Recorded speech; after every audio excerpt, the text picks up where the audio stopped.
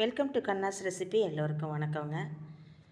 இன்றைக்கி நம்ம வீட்டுக்கு பக்கத்தில் இருக்கக்கூடிய மருதாணி செடியில் மருதாணி, கொஞ்சம் செம்பருத்தி பூ, செம்பருத்தி இலை, அதை வச்சு நம்ம ஒரு ஹேர் ஃபால் இல்லாமல் ஹேர் க்ரோத்துக்கு உண்டான ஒரு தைலம் தான் நம்ம செய்யலான்னு இருக்கோம். அதுக்கு தான் நான் மருதாணி பறிச்சிட்ருக்கேன். கூடவே லீவில் இருந்ததுனால என் பேத்தியும் என் கூட ஒடியாந்துட்டா.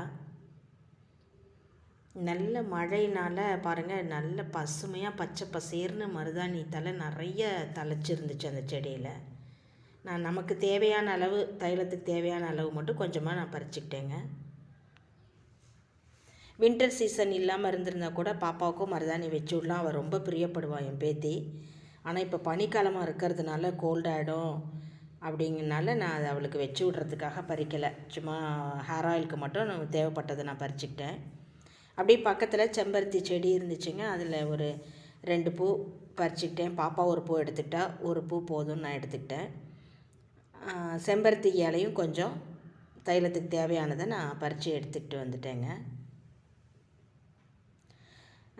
சமயபுரத்தில் போன வருஷம் நான் முடி எடுத்ததுக்கப்புறமே எனக்கு சரியாக ஹேரு க்ரோத் இல்லை.